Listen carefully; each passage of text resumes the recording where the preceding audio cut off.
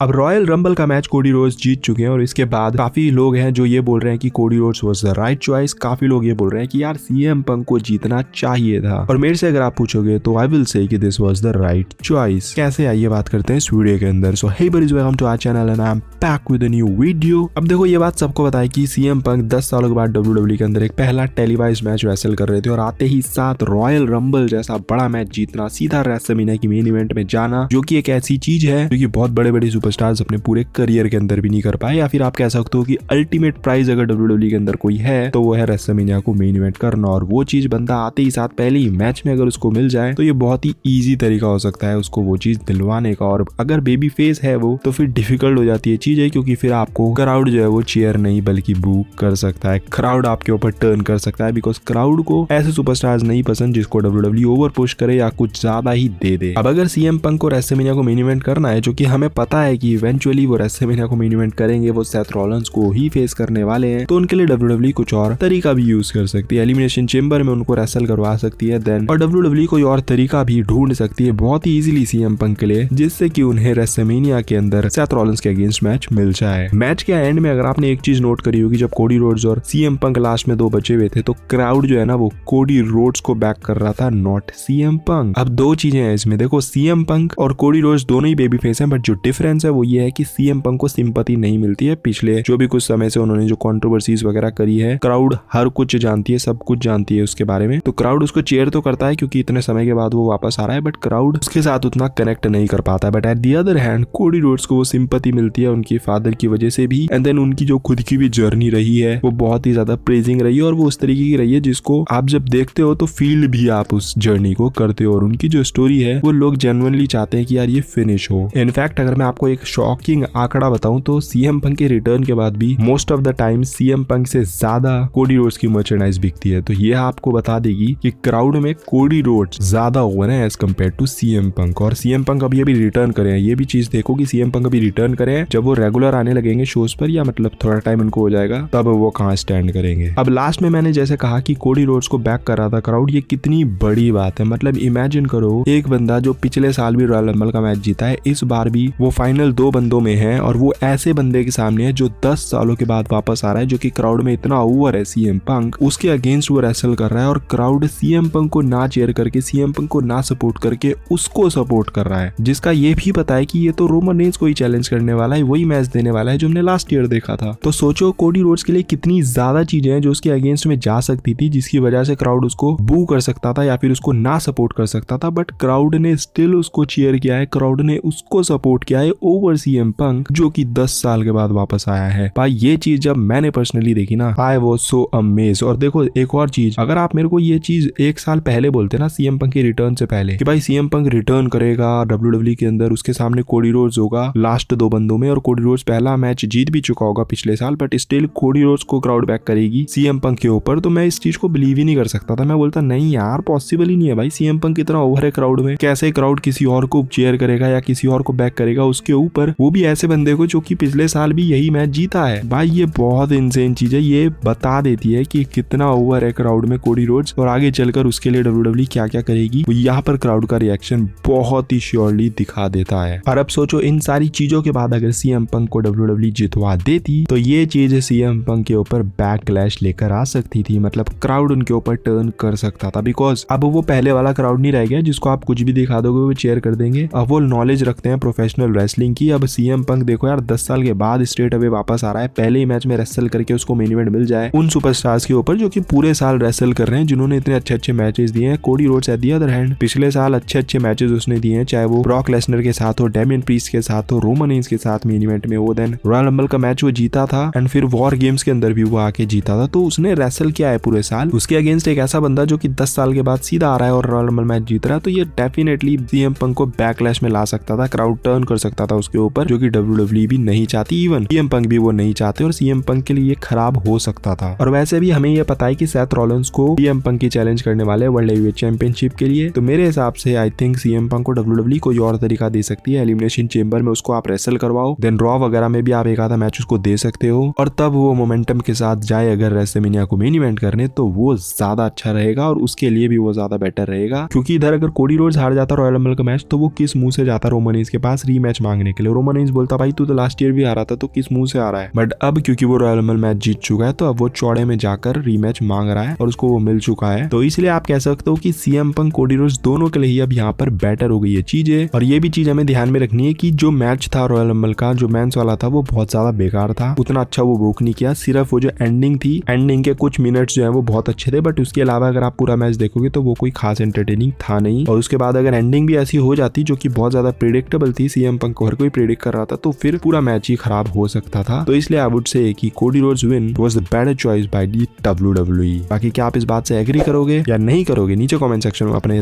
Thoughts बता सकते हो। बाकी वीडियो थोड़ी भी पसंद आएगी तो don't forget to like, comment and smash the subscribe button. मिलेंगे हम अगली वीडियो के अंदर। Till then love you all and keep fighting.